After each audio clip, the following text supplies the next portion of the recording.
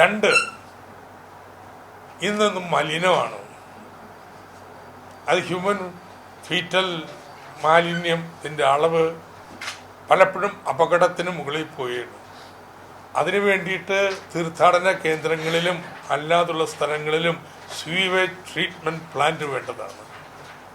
പമ്പയുടെ കൈവഴികൾ അത് 16 അവ നമ്മൾ ശുചീകരിക്കേണ്ടതുണ്ട്.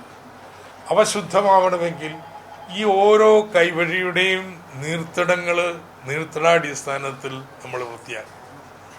പമ്പയുടെ വൃഷ്ടിപ്രദേശത്ത് അവിടെ ജലസംഭരണത്തിനുള്ള സൗകര്യങ്ങൾ ഉണ്ടാവണം. പമ്പയുടെ ആവാഹശേഷി നമുക്ക് വർദ്ധിപ്പിക്കാൻ കഴിയണം. ഇത്തരത്തിൽ പമ്പ ആക്ഷൻ പ്ലാനുമായിട്ട് ബന്ധപ്പെട്ടുകൊണ്ട് ഒരു തീർത്ഥാടന ടൂറിസത്തിൻ്റെ വലിയ സാധ്യതയുണ്ട്.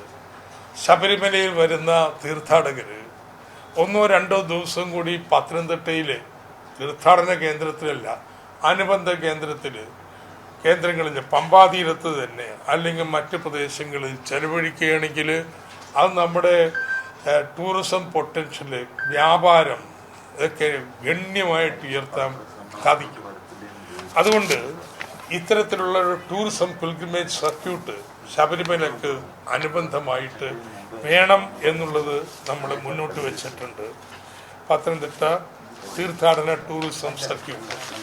അപ്പോൾ ഇത്തരത്തിലൊരു സമഗ്ര പരിപാടിയാണ് ഈ ശബരിമലയുമായിട്ട് ബന്ധപ്പെടുത്തി വെക്കുന്നത്. ഒന്ന്, ശബരിമല തീർത്ഥാടകർക്ക് എല്ലാ സൗകര്യങ്ങളും നൽകാം. അതിന് പറ്റുന്ന രീതിയിൽ പന്തളത്തെയും എരുമേലിയെയും സന്നിധാനത്തിലെയും എല്ലാം പ്രവർത്തനങ്ങൾ ക്രമീകരിക്കാം. അതിൽ പന്തളം, എരുമേലി ഇവിടുത്തെ സൗകര്യങ്ങൾക്ക് നൂതനമായിട്ടുള്ള രീതിയിൽ ചെയ്യാം. ട്രീറ്റ്മെൻറ്റ് പ്ലാന്റുകൾ ഇത് രണ്ടും നാഷണൽ ബസ് ടെർമിനലുകളായിട്ട് വികസിപ്പിക്കണം.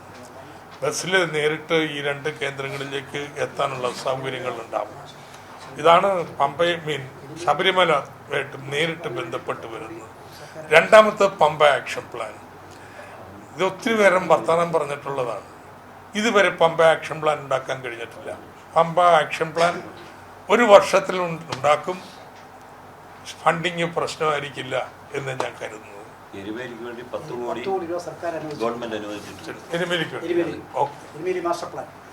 അപ്പോൾ ഇത്തരത്തിലുള്ള ഒരു ശബരിമല തീർത്ഥാടന സമഗ്ര വികസന പരിപാടി ഈ തെരഞ്ഞെടുപ്പിൽ മുന്നോട്ട് വെക്കുകയാണ്.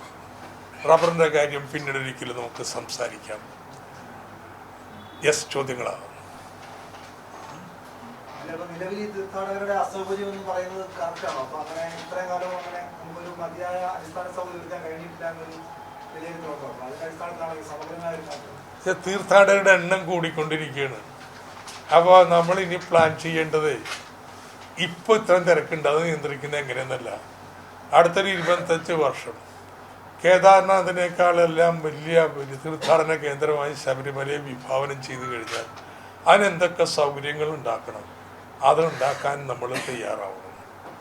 അങ്ങനെ നമുക്ക് വർദ്ധിച്ചു വരുന്ന തിരക്കിനെ നമുക്ക് ഒഴിവാക്കാൻ കഴിയും, സൗകര്യങ്ങൾ കൊടുക്കാൻ കഴിയും.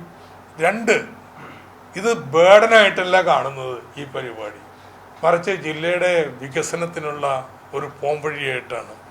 ഇത്രയും വലിയ പശ്ചാത്തല സൗകര്യങ്ങൾ വരുന്നു. ഇതിനോട് ബന്ധപ്പെടുത്തി നമ്മുടെ ആറുകളൊക്കെ ശുചീകരിക്കുന്നു.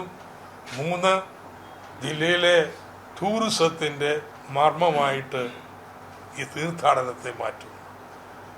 അതിൽ പൈതൃകം ഉണ്ടാവും, കരകൗശലം ഉണ്ടാവും, നമ്മുടെ ട്രഡീഷൻസ്, ആയുർവേദം, ഇതൊക്കെ ടൂറിസത്തിൽ വരുന്നതായിരിക്കും. അപ്പം അങ്ങനെ ജില്ലയുടെ ഒരു സമഗ്ര വികസനത്തിന് ഉപാധിയായിട്ട് ശബരിമലയെ കാണുന്നു എന്നുള്ളതാണ്. അത് നമ്മുടെ നേരത്തെയുള്ള മാസ്റ്റർ പ്ലാനിലില്ല.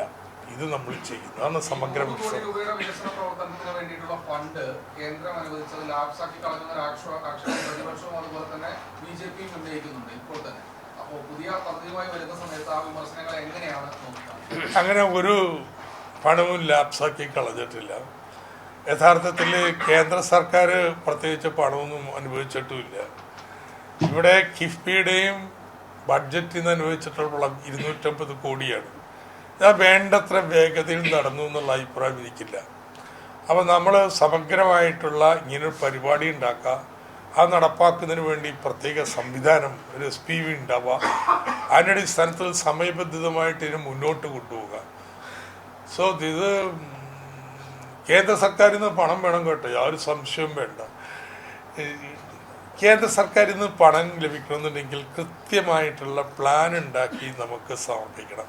പമ്പ ആക്ഷൻ പ്ലാൻ, ഞാൻ പറഞ്ഞ പമ്പയുടെ വൃഷ്ടിപ്രദേശം, അവിടുത്തെ ജലശേഷി കൂട്ടാം, പമ്പയുടെ ആവാഹ ശേഷി വർദ്ധിപ്പിക്കാം, പമ്പയിലേക്ക് മാലിന്യങ്ങൾ വരുന്നത് അത് തടയാം, പമ്പയിലേക്ക് വരുന്ന കൈവഴികൾ അതിൻ്റെ നിർത്തടങ്ങൾ ശുചിയാക്കാം. ഇത്തരത്തിൽ ഇത് വലിയ ജനകീയ പദ്ധതിയായിട്ട് നടപ്പാക്കാൻ പറ്റൂ. അല്ല വാട്ടർഷെഡ് പ്ലാനിങ് നമ്മുടെ ഉദ്യോഗസ്ഥന്മാർക്ക് ചെയ്യാൻ പറ്റുന്നതാണ്.